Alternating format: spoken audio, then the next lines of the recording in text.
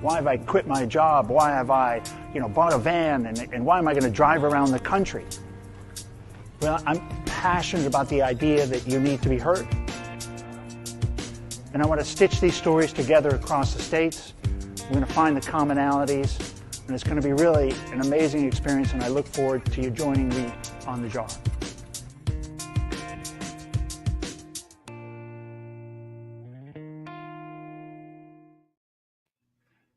Good morning, everybody. Welcome back to Mental Health Today. It's your host, Ken Stearns, and a beautiful day here, Thursday day it's a Thursday, right? It's Thursday. Thursday, and I'm in Las Vegas. I'm on my journey with the jar, as you saw there, kind of putting the van together, pontificating what I may find as a common thread as I traveled across the U.S. and interviewed people on, some human topics. And it was definitely mental health. I took a break in December, really saw the depth and the breadth of the mental health crisis up close and personal, and it had surprised me. I was not really aware at all. And so took a little bit of a break and kind of took a step back and started the JAR Foundation, which sponsors this show, and really started the Mental Health Podcast to learn more, to really get professionals, people in the space, people actually actively working on the crisis, to hear from them, to kind of lift up their companies. And they're also their personal stories. Almost everybody in the mental health space is there for some passionate reason that they've got kind of found themselves in the space. And, Becky's got one waiting for us. Becky Laman, our next guest from TimelyCare, which is a really interesting company if you haven't heard of them.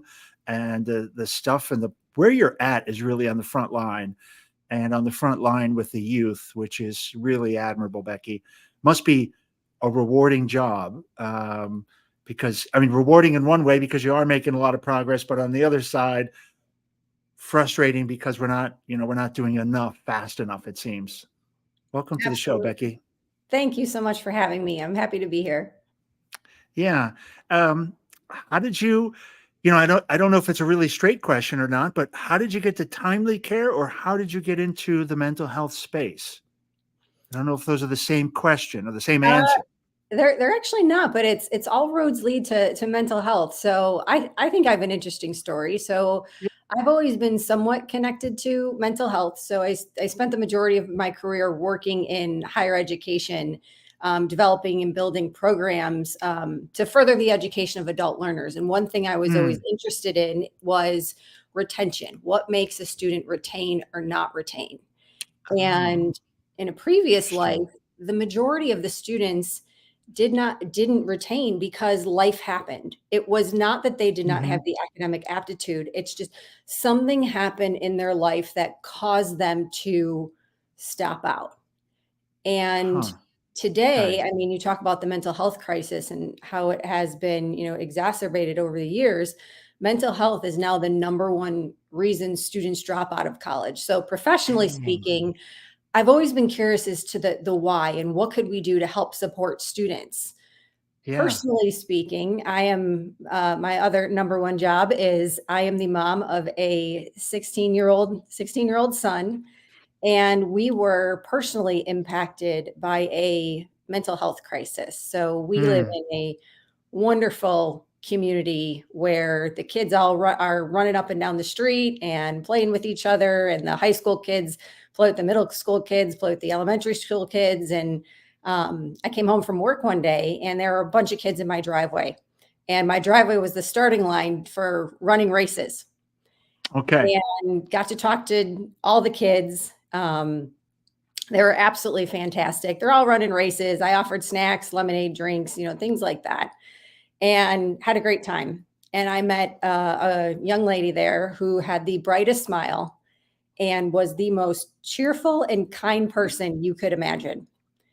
2 days later, I go on a business trip, and I'm in Michigan, currently live in Florida, and I get a call from my neighbor, and he says, "Would you like me to pick the kids up from the bus?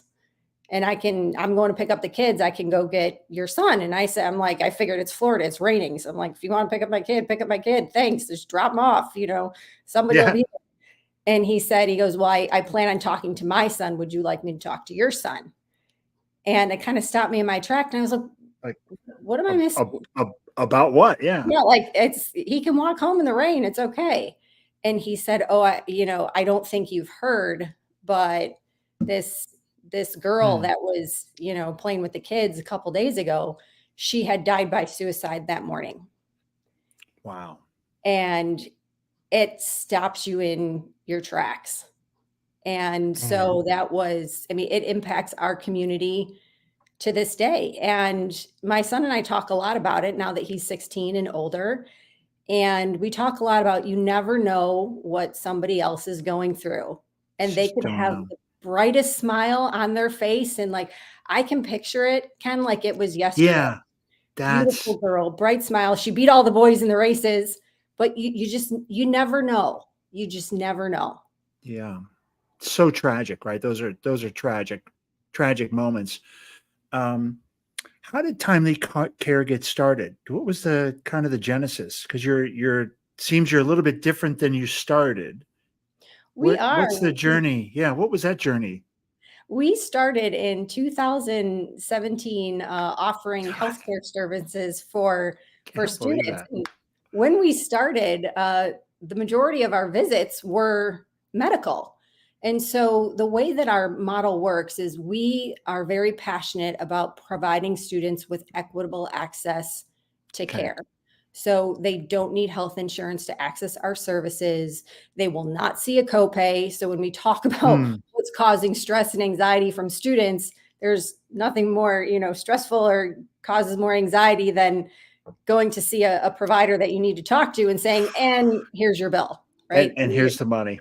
Exactly. Our mission is truly to improve the health and well-being of college students by making virtual medical and mental health care accessible anytime and Okay. anywhere. And so through the pandemic, as you can imagine, all those medical visits that we are seeing are still there, but the amount of mental health students that we're seeing for stress, anxiety, depression, now that is the majority Yeah. of students that we are supporting through our mental health channel.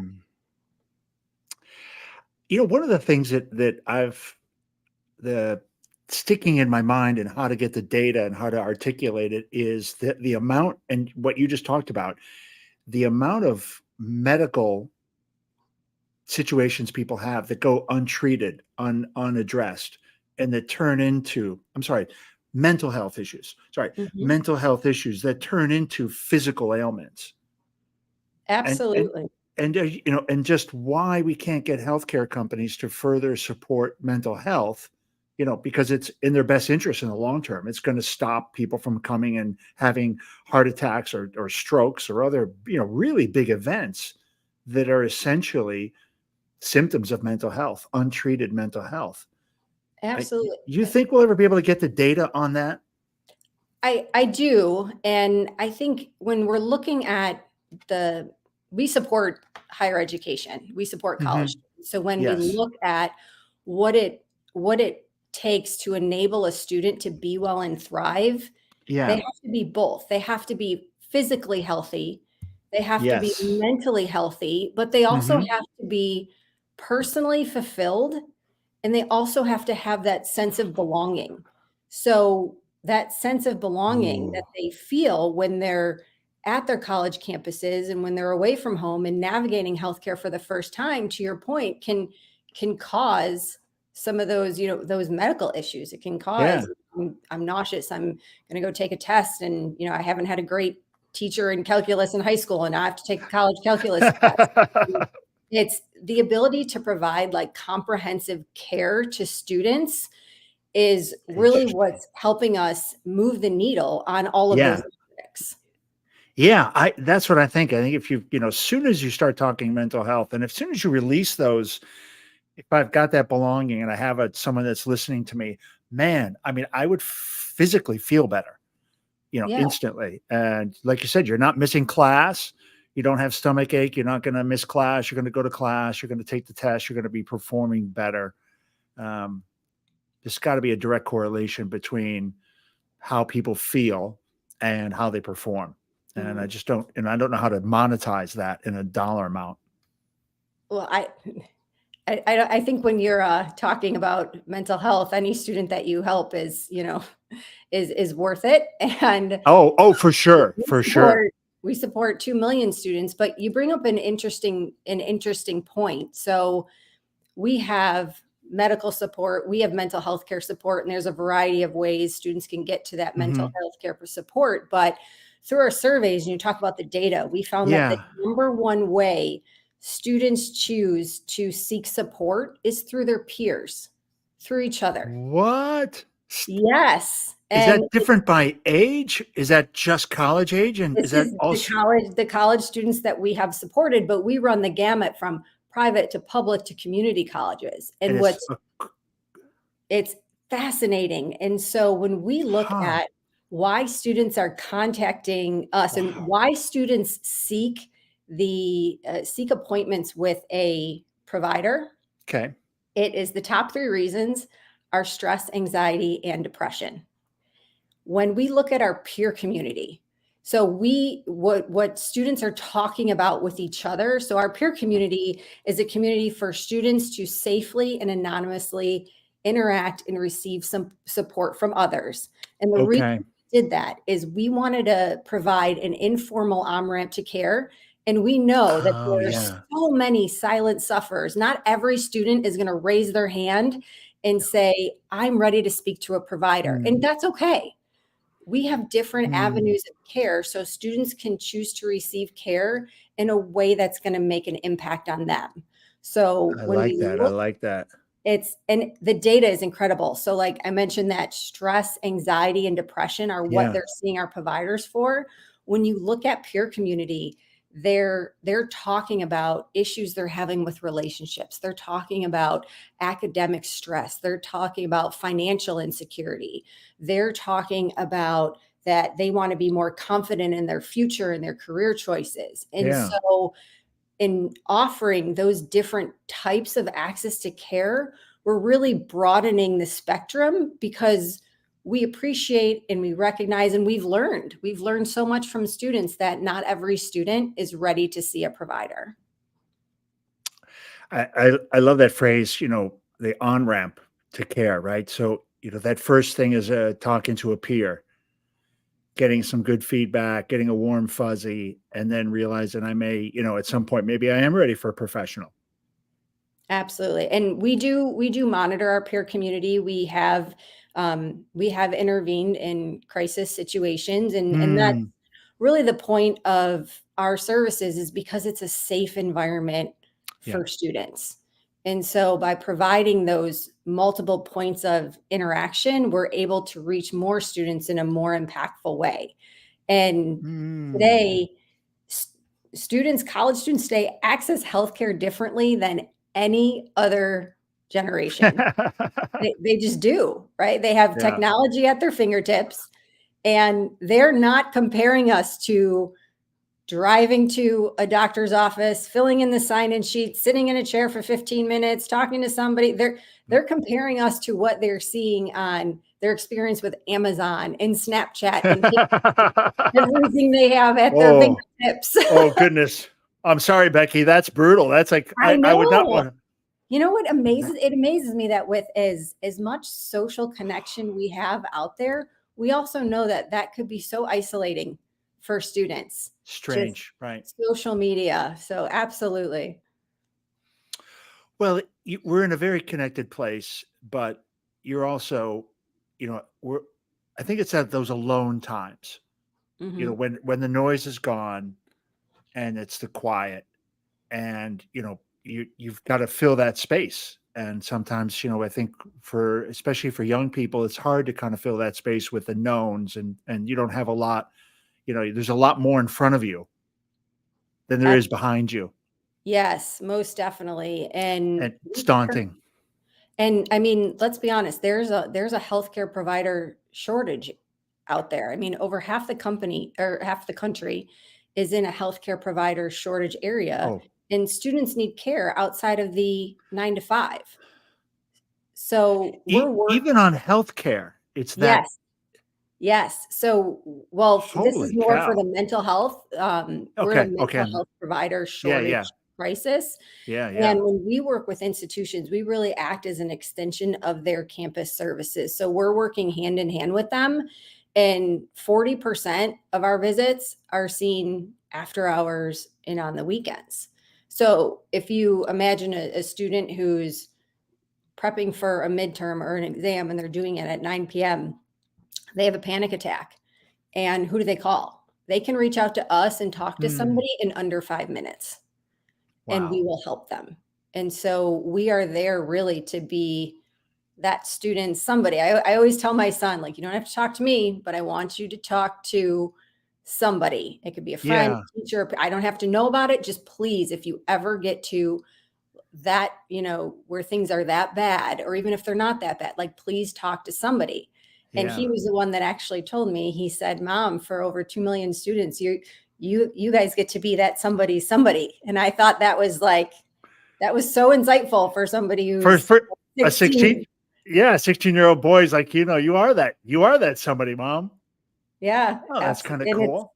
it is. It's Kind of it's a very. happy, proud mom moment, right? Like when you're, It is. And so I kind of poke around with him a lot, and I'm like, what's the why? Like, where's this coming from? Because we know it hmm, doesn't start in college. It starts well yeah, before yeah. college. And we talk about the need for students to be resilient, how to help them, give them the Hmm, skills to overcome those challenges and seek yes. help when needed. And it was a moment of self-reflection. I do a lot of self-reflection, Ken, when I Uh, realized that I have done everything I can to make sure my okay. son is never in a situation that is so tough that, you know, That he gets resilience. That he yes, so learns. That he that he learns can build resilience. resilient skills. So I'm like reflecting to myself. I'm like, I am potentially part of the problem, but it's almost like I've like conditioned myself. Like, are you okay? What's happening? And we also talk a lot about transparency. So when these students are in high school, the world is so different than when I went to school. Like, if somebody doesn't Oh. submit an assignment, the parent knows. You can track the kids on the phone. You can, Hmm. every time there's a photo of your kid, it's on Facebook somewhere. And it's like their Yes. their privacy is gone in a lot of ways. And Yeah, so that all of innocence these, is gone. yeah, and all of these things are adding up. And to think that it's not going to take a toll by the time Hmm. it by the time they get in college. So we're already seeing students who have either gotten mental health support before, or just need that extra help because they are away from home for the first time. Or we support so many Hmm. community colleges students where either we are their only access to care, they're first generation, they need that Yeah. additional assistance, and it's tough. So it's not just the 18 to 22-year-old, it's the 35-year-old with two jobs just trying to go to school to get a career. God bless those people. Um, do you see a difference in access, like who's comfortable to use the care, like between the community? Because those are two different sets of people: community college and a full-on campus college, traditional school. What do I you think it's see more, different? it's not that it's different. I mean, I would say that the reasons that they're coming to us are different. So Hmm. first and foremost, we want Okay. to make sure that each student is comfortable seeking care. So we have to make sure that our providers reflect the demographics of the student population. So For if sure. if we have over 50% of our providers identify as BIPOC, we Okay. have providers that, have a variety of life experiences, gender Hmm. identity, sexual orientation. So I think if you're a student, you want to find somebody that can reflect your lived experience and that you can relate to.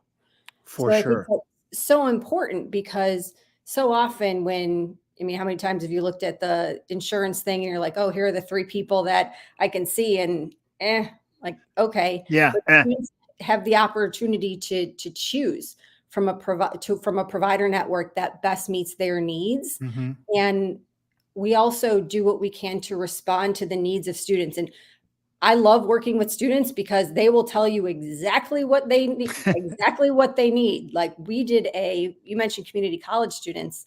We did a survey where about 3/4 of the students said that their source of mental distress was actually due to a lack of access to basic needs, food insecurity, housing insecurity, transportation insecurity.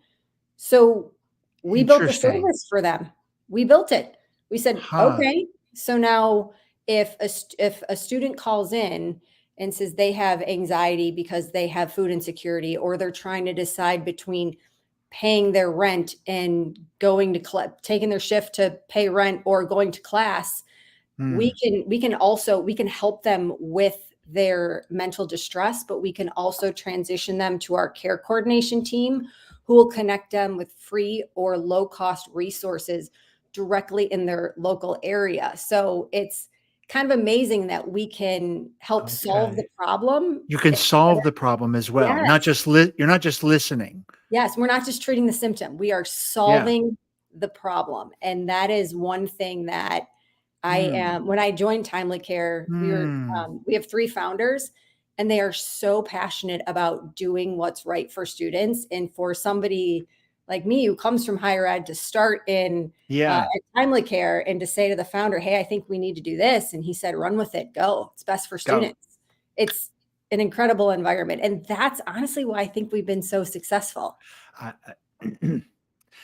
it is kind of strange when you have founders like that. The leadership can really, you got to be right place, right time. You got the right, everything is lined up for you, but you need leaders that'll take those kind of decisions to meet the chance, to meet the opportunity, and Absolutely. not be, not be dilly dallying, or, oh, I don't know, let's run a, let's do a test or do that, but no, just go. No. And I love it. leaders who listen. Yeah. And so we are consistently reaching out to students and campuses and evolving ourselves. I mean, the world evolves so Ah, quickly. yes. We have to innovate and we have to evolve in order to meet the students where they need to be met and where they want to be met. Because if you think about like the way that we deliver healthcare, we are not a typical virtual care No. Yeah, you're experience, not. nor do we want to be. And there is a student. Her name is Jillian, and she is a just very she's a wonderful student. She's a first generation community college student, and she's the daughter of an immigrant. And so Nice. she's fortunate enough to have a very close and supportive family, but they didn't necessarily know how to guide her through the college experience. Yeah, you know what? They had no idea. I got no idea. Or Just yeah, and she didn't know how to spend her aid money. And she's been so open about her mental health struggles that she's faced. And she had to unfortunately had to drop out a few months, but then return to school. And she returned to school with the help of her mentors in TimelyCare, and she uses our mm, peer community. And now she's coaching other students to help them be more successful. And that's the kind of success story that we love. And so talk about resilience. Jillian has got more she's got, resilience than I could ever hope to have. I mean, first generation immigrants and first generation, they got one shot, right? And Yes. that's the beautiful. This is their shot, and they're gonna shoot their shot. So one thing I love it. This is a Yeah. great thing about. It's like, I'm here. I'm not whiffing the ball. I'm gonna hit it out of the park. Um, Yes. Yes. No doubt. it's funny as you're talking about listening, and I love the fact that you don't. It's not just the leadership team listening to to the staff or the team, but as a foundational piece, it seems the company goes directly to its customers and does a lot of listening We and the do. surveys and everything else.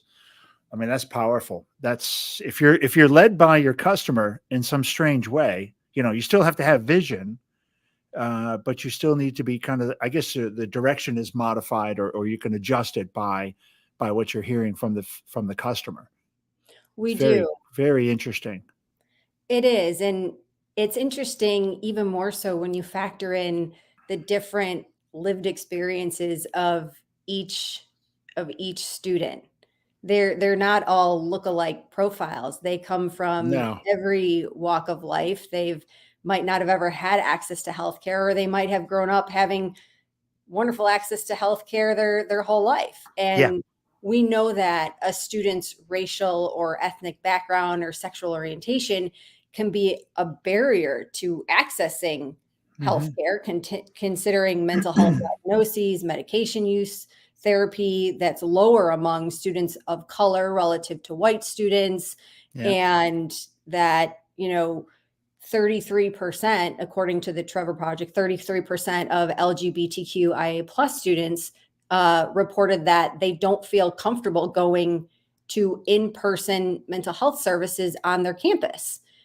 And so we take all of that into Mm. consideration. And so that's one of the Wow. benefits of virtual care is it's very private to the student, Yeah. and we respect that. So when you think of giving the student the ability to choose the provider that they could best relate to in Yep. a time that's convenient for them, like that's what makes a difference. That's hard. That's hard to do. That's a mouthful, what you just said. And because I mean, to do it, based on my ex-corporate life, if we go around talking like that, then holy cow, Becky, you got some stuff you have to deliver. We Um, do, but I have the easy part, being the yeah, yeah, evangelist, but yeah, yeah. the true heroes are our care team, where, I mean, mental health does not take a day off. Mental health does not take an hour off, and neither does our care team. And they're the ones truly on the front lines assisting students from mild cases to very severe cases to students who are ideating suicide. And to put that in perspective, it makes you think about things a little differently when you come to work, every day. Uh, It's yeah, that would make you electric. Everything matters. yes. Everything's important. Yeah. What are you guys thinking about now? You've we talked a bit about this, the evolution you've gone through and kind of responding to the market, responding to the crisis, both crisis, with getting through COVID and then getting through and then responding to the mental health crisis. What's the next evolution? What do you see now? Is it just now continue executing what you're doing, keep going in this direction, or have you got some more ideas? What else is cooking? I think it's the continued evolution. So we Hmm. are looking at different ways to provide students with access points to that peer community. We are I also like that. launching and have launched self-care journeys. So what those are it's Ooh. essentially self-help content where students can go through. We have yoga, we have meditation, Hmm. we have check boxes and tips and tricks for students. And so our goal is really, again, to just provide the type of care to students in the way that they want to receive it. And we're also looking at how we can tie those mental health improvement outcomes to Yep. student outcomes. That's so important. Yeah, I think if you start getting the data, again, this comes back to my, you know, 50%, I don't know, I'll make up a number, but 50% of medical costs that we spend in America are untreated mental health symptoms. It's the outcome of a mental health case. Whatever the number is, even if it's 10%, and it's way more than 10%, even if it's 10%, it's a huge amount of money that we could be redirecting into mental health, Yeah. as opposed to treating the outcome. Um, Yeah. And so we've got that data you're working on is very interesting to me. Yeah, we have some great data points so far. So we know that our average mental health improvement score is around 75%, which is Wow. incredible. And it's Wow. when we talk about the student experience, we're also looking at the way that they're rating us on the App Store because they have to enjoy their experience. So we they rate us on Oh, the brutality. right. So we want to make sure that they are comfortable with their experience. So, and that's really, our product team is incredible in just building that engaging student experience Yeah, that they want to use our services. But then we also measure the quality of care that they're receiving from the provider, their right. mental health improvement score. And we're also starting to look at data that shows that students are telling us that, as you know, with the help of TimelyCare, we're helping them Yeah. stay in school, retaining classes, and graduate. And so really we're able to Massive. support the students across their whole life cycle. And it always brings me back to our vision of, we want to enable students to be well and thrive in all aspects of their lives. And That's a great slogan. yeah, and so Great having the mission. data behind that, really, that's really where we're focused. We're also looking at, like I mentioned earlier, what are they talking about in peer community versus what they're Hmm. experiencing in the self-care journeys versus what they're talking to the providers about. So it's Oh, it's not just about students seeing a provider, it's about that holistic student support that they can yeah. access anytime, anywhere, and where they will not incur a charge for it, which Yeah, is it's kind of interesting that blending of the places that they can go and to mhm. see what they're searching for in this area, what they're getting help for here from the peers, where they're going professionally, where the oh, but you're really sitting on a treasure trove of I mean, data. we're gonna break the stigma. You, I'm so yeah. confident we are going to break that stigma, break the barriers down completely for students. And so I think back to what happened Beautiful. in our neighborhood, and it's like the what if she had somebody to call? What if she had somebody to talk to?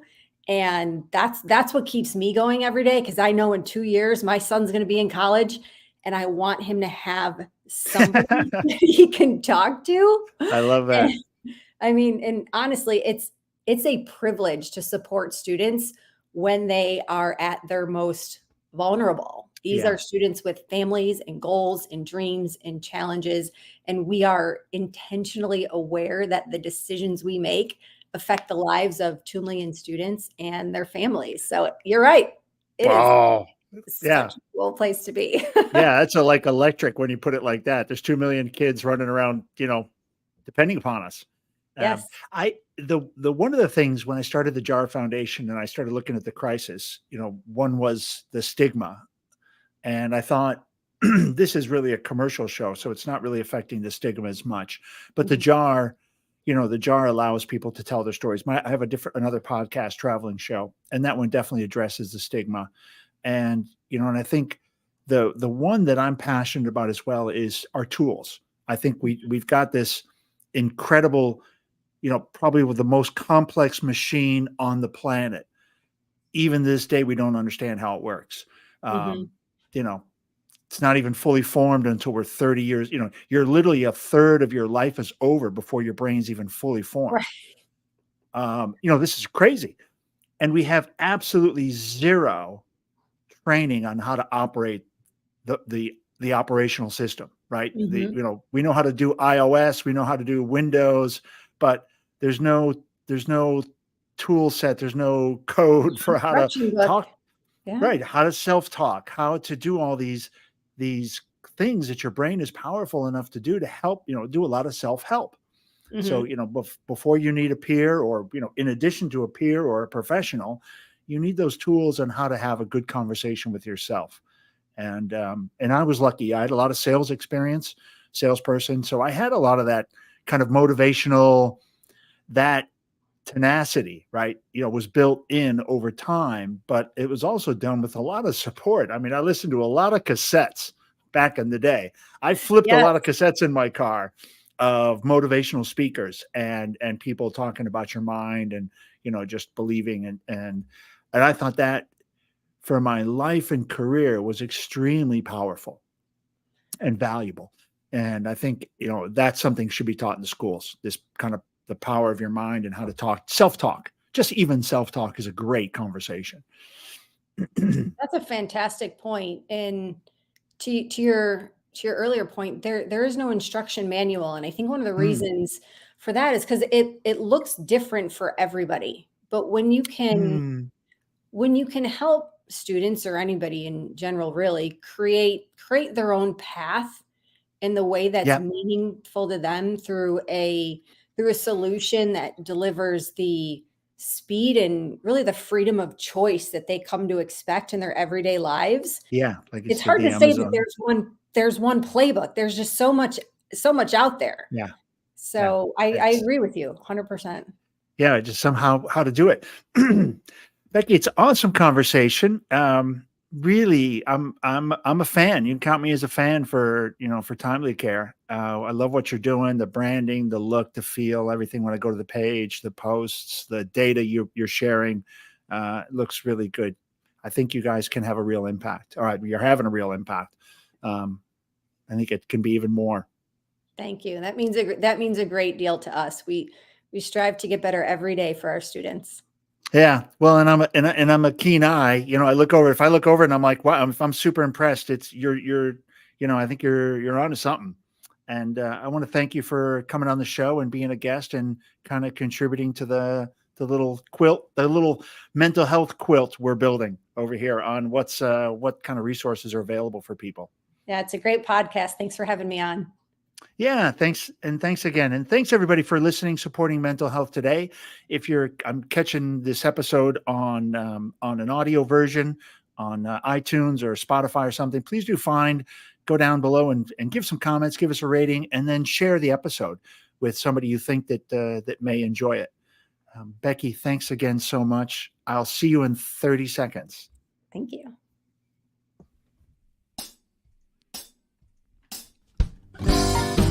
Yeah, loose, baby.